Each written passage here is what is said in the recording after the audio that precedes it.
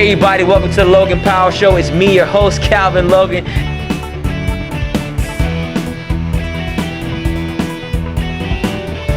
Definitely. So hey, we're having some fun here.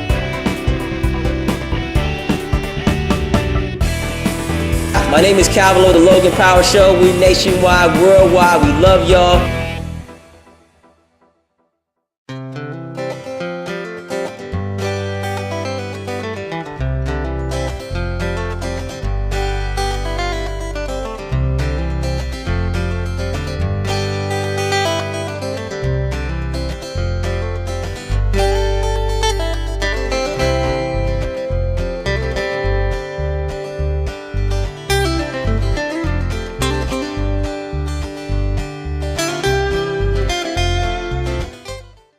Hey everybody, welcome back to the Logan Power Show. It's me, your host, Calvin Logan. I'm having a ball. I'm loving life. We want to talk more about what's going on in our community. People who are making waves of impact, trailblazers. I go to the executive director of the Community Resource Center, the one only Lewis L. Smith. How you doing, sir? Fine. Good. Yes, sir. Glad to have you here in the show, sir. Appreciate you allowing me to come on. Okay. Well, definitely. We're glad to have you here on here. And I see you got your mic down. We want to put it on up so people can hear your strong voice. So, Mr. Smith, tell us more about the Community Resource Center. Tell us more about that program. Community Resource Center obviously is a nonprofit. We're involved in the community and all facets of the community. We're mostly in social justice. We work with the homeless. We work with the downtrodden. Education, we have an educational center that we have in which we are putting up 6 more learning resource centers throughout the Charleston, Somerville area. We just gotten involved with the issues that the policing that we have in North Charleston.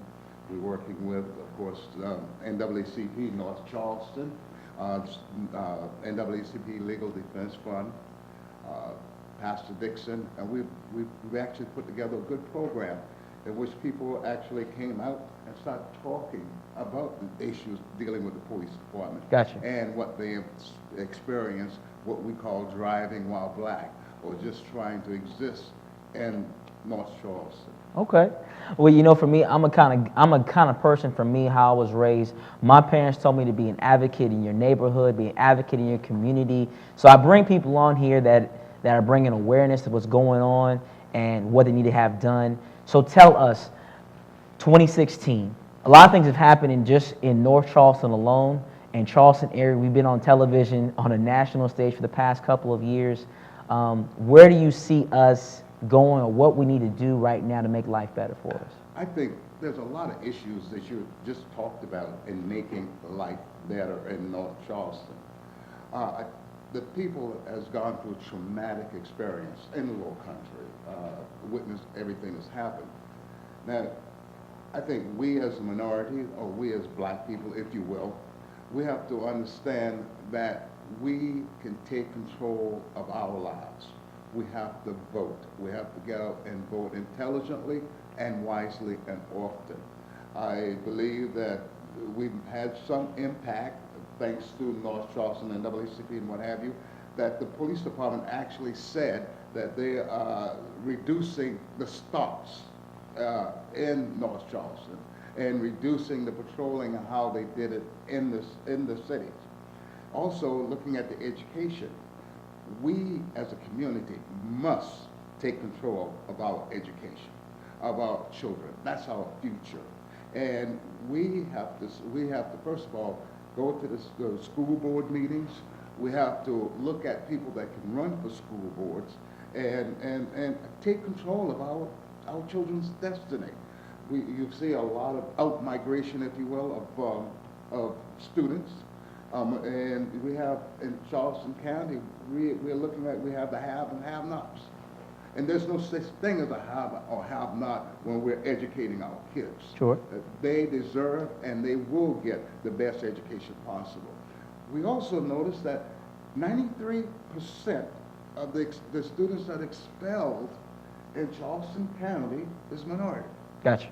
And we have to say we are going to put a stop from schools to prison. That pipeline should not exist, and we need to eliminate that from our vocabularies. Okay. For those that are watching, you say, Calvin, that's a lot of big words. Break it down for me. Or we say Barney style in the military. As you don't know, North Charleston police department, we've had, altercations where hasn't been a fair shake, as you would say, when it comes to African Americans, Latinos, in regards to normal traffic stops, regards to arrests, things that have been done, and regards to community outreach, education. South Carolina is that on the bottom of the barrel when it comes to education. And what he means by getting back to the community is this: two things.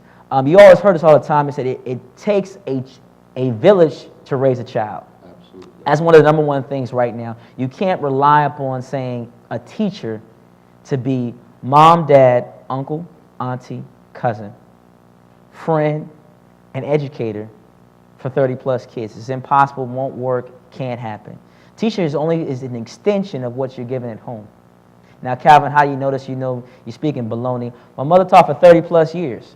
About 20 in LA Unified School District. I'm from Los Angeles, California. She's from Chicago, Illinois. My father was from Haynesville, Alabama. My mother's taught in Chicago School District. She came out here to California. So for me, I've been teaching kids from California to South Carolina for almost 15 plus years. I'm a young guy, but my mother had me do it at a young age. In regards to the school district, if you don't understand, you got to put people in the right position. We got school board members. Some of them may do 12, sometimes 10, depending on whatever district that you're in. They make a decision on how the school is ran, how do you conduct certain things, how things are done. And if you don't do the right things in regards to voting, you vote those people in. That's where those local elections come into play. And people say, well, I'm not going to that one, or I'm skipping that. Where you put in the bottom of the little paper, you say, okay, city council member or board member for the school district. And you say, well, I don't know that person. I'm just voting because the name looks right. That's what you mean by getting involved. Those people got a lot of power into making life better. Now, we know what the problem is. We totally do it. We're probably an expert on the problems. Now let's come up with solutions. What is the game plan? Because you guys are what we call our voice. Because we can't speak in a meeting. People are not going to hear a parent come out and they say, well, you're nobody, but you're somebody. What is the game plan right now? I'm glad you asked that question. The game plan, like when Dorchester County, it was an at-large system as far as the election is concerned. Gotcha. And we have effectively lobbied sit-ins, demonstrations, and now it appears that they're going to have single-member districts in Dorchester County. Okay. Okay, and that means that we have an opportunity now to have 3 to 4 Hispanic or Afro-American people on that board, which is absolutely fascinating. Sure. Now let's switch over to Charleston County. Gotcha. Charleston County has issues with that board, and it's the most convoluted board that I have seen in the United States. Okay. And this fight is coming. It's coming. It really is coming, where they're going to say, the people are getting ready to say, we're tired of the way the school board is done. They're going to go to their local delegation, and they're going to say, we want to scrap what we got right now, and we want to get single-member districts, and we want representation. As it stands now, you can live in Mount Pleasant and represent a school in the North Charleston district. That's stacked against you. Gotcha. Okay, and it's absolutely crazy for us to be doing this in the 21st century. So that's one area. Mm-hmm. Now, policing. Let's look at policing. That's a very serious issue. Sure. I listened to this young lady's story the other day at the meeting. Mm-hmm. Her brother, am I correct? Her brother, everybody was telling the police, don't do this. Don't do this. Yeah. Everybody in the community know the young man. Sure. Okay? But they have a tendency not to look at, especially the Hispanics and the Afro-American community, they have a tendency not to view us as equals. Gotcha. And I don't want to say, be so a lot of visceral here. Sure. But it's the truth. Okay. And what we need, and I'm surprised we hadn't gotten there yet, we need a citizen review board Okay. with teeth that can oversee these things and deal with them effectively. Okay. This is some of the issues. You know how many black men has been shot, killed in Charleston, and every last one of them has been, quote unquote, justified by the establishment, the prosecutors. It has to stop. Yes, sir. Okay, now you're talking about game plans. Those are legitimate game plans. And of course, the minority community in the last election, voting was dismal. Yes, sir. I'm gonna repeat that. Voting was dismal. Yes, sir. And in this city, North Charleston especially, the power is in the minority's hands because they have the largest percentage. Yep.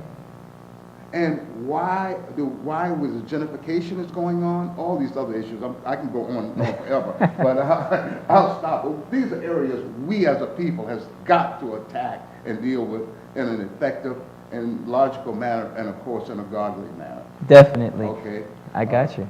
I got you. I mean, Everything must be done in decency and in order. Yes, sir. I think that's a great point. Now, to definitely help you out, with that, in regards to people understand when a police officer gets indicted, it comes with a grand jury. It's a panel of 18. 12 to 6 got to vote to say that, hey, that person's going to be indicted just to even get for that point. Now, the question is, how do you get on the grand jury? Because that's not something that you have in actual voting rights. Right. That's part of now say, Calvin, how in the heck do you know all this? Well, for those who don't know, I went to the academy, city of Charleston. So I know what the rule book says. That's why a lot of people understand that officer was in trouble but never got indicted. We're not indicted means that a panel of 18 of your own peers decided, well, we're not going that way. So that's the first thing to help correct that situation. Go ahead. Before that is the prosecutor. Prosecute too, yes, sir. The prosecutors in this state, especially in this county, don't go up against the policeman. They indict the person that's been killed. Yes, sir. That's definitely is true. They indict the person that has been killed, as opposed to not representing that person. They represent the person that killed. And if we don't be very careful right now in this community, let's look at Scott. Well, they want his brain samples. Yes, sir. Think about that. They want his brain samples. So, the defense that prosecutor didn't put a stop to it. Said no. Why do you want these brain samples? And the indictment that came down on this policeman, there only has one count, y'all. One count, and that's one count of murder. Now, is the judge going to read that directly to that jury that's going to be on that board? Or is he going to say you can go for a lesser charge? Now, if he doesn't do that, y'all, it's awfully hard to prove one count of murder. Okay? It's awfully hard. Mm-hmm. And we need a prosecutor that's going after these people. In Chicago and Cleveland, just recently, in the last week and a half, they voted out those prosecutors. Yes, sir. They voted them out of office. That's voting for the local election. This is the area why we say we must vote. The next 8 months, so that's the constant theme, is to get people out to vote. And if you do your show, tell them to vote every time. We got to do it. Yes, we sir. have no choice. Voting is where it's at. For those who don't know, when you got the state attorney, the attorney general, those are all voting public offices. And we talk about prosecutor. Prosecutor is the first one to go forward, but then also being indicted. So I think that, Mr. Smith, we love you again for coming on. My pleasure. And we're going to have you definitely come back on. For those who don't know, voting is a powerful tool, and for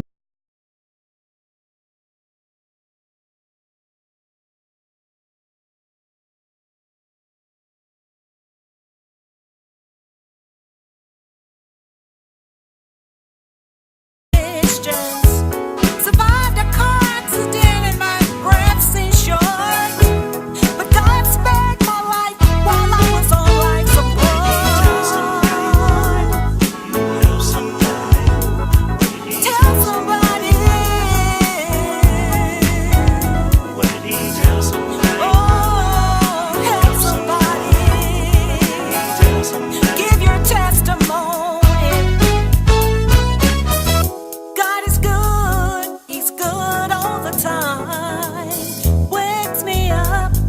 gives me a peace of mind. God gives me strength, strength, life, and health. He even gives me power.